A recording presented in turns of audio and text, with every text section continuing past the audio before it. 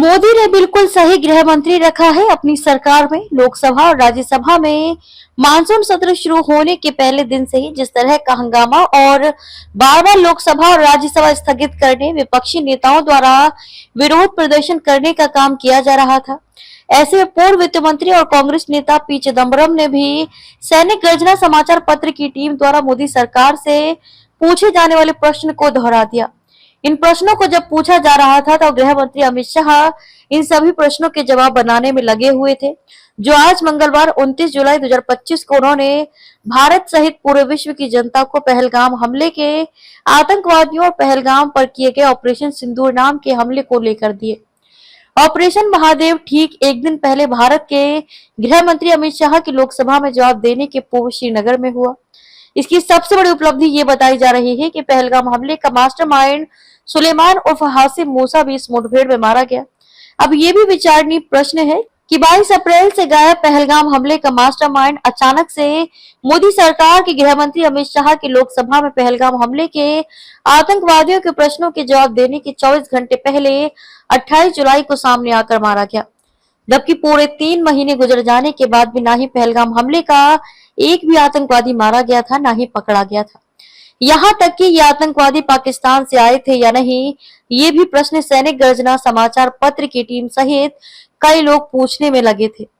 इन प्रश्नों का कोई भी जवाब मोदी सरकार के पास नहीं था और आज भी कोई ऐसा जवाब देने में भारत के गृह मंत्री अमित शाह विफल रहे,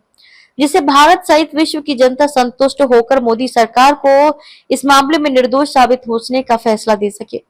इस पहलगाम हमले में जो सबसे महत्वपूर्ण बात है वो ये है कि यह जो आतंकवादी थे वे 3 महीने से भारत के इस क्षेत्र में छुपे बैठे हैं और हमारे भारत के गृह मंत्री अमित शाह और उनका तंत्र इन आतंकवादियों को 3 महीने गुजर जाने के बाद भी नहीं खोज पाई थी, जबकि सैटेलाइट से चोरी और डकैती जैसी घटनाओं को भी खोज लिया जाता है। बीच बीच में पहलगाम के आतंकवादियों के गुजरात में छुपे होने की बात की चर्चा भी हो रही थी। अमित शाह तो माहिर है मोदी जी के इशारे पर साबरमती ट्रेन में आग लगाने की जिम्मेदारी, उसके बाद उन कार सेवकों की शवों को परिजनों को ना सौंप कर एम्बुलेंस से शहर के बीचों बीच ले जाने और उसका न्यूज चैनलों में सीधा प्रसारण दिखाकर हिंदू धर्म के लोगों को भड़काकर भीड़ में अपने गुंडे भेजकर गुजरात दंगे कराने की जिम्मेदारी 2002 में बखूबी निभाने में। इसके बाद गुजरात के पूर्व गृह मंत्री हरेन पंड्या ने जब जांच एजेंसियों को इस पूरे कांड की सच्चाई बताई, तब सोहराबुद्दीन को सुपारी देकर हरेन पंड्या की हत्या करवाई। इस मामले में सोहराबुद्दीन ने तुलसी प्रजापति नाम के युवक के साथ मिलकर हरेन पंड्या की हत्या की थी, जिसके बाद राज खुलने के डर से तुलसी प्रजापति, सोहराबुद्दीन और उसकी गर्भवती पत्नी की हत्या भारत के गृह मंत्री अमित शाह ने कर दी थी।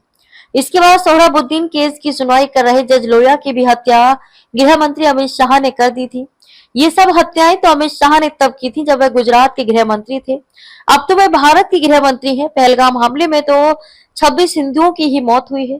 धर्म पूछकर हिंदू मुस्लिम की भावनाओं को भड़काने के लिए, जबकि गुजरात दंगों के समय 2002 में हिंदू मुस्लिम की भावनाओं को भड़काकर 3000 मुस्लिमों के मारने के बाद नरेंद्र मोदी को भाजपा ने 2014 में प्रधानमंत्री पद का दावेदार घोषित किया था और अमित शाह आज गृह मंत्री हैं ही केंद्र सरकार में। विपक्ष भी यही कहता रहा है पिछले 78 साल से भारत में जो भी अंग्रेजों के मिशन या उद्देश्य के अनुसार चलता है,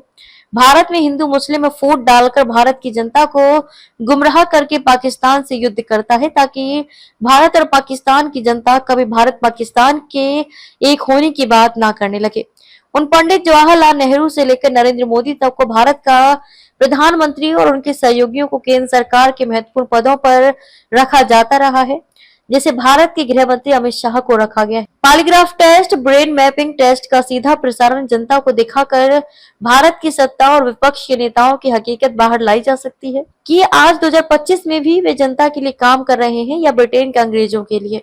ऐसा इतिहास के जानकार सूत्र बता रहे हैं। खबर को शेयर फॉरवर्ड कर पूरे विश्व में पहुंचाकर विश्व गुरु भारत में सहयोगी बनकर बिना वर्दी के सैनिकों की तरह आप भी अपना कर्तव्य निभाइए। देश और दुनिया की ताजा और विशेष खबरों के लिए देखते रहिए सैनिक गर्जना न्यूज चैनल। नमस्कार।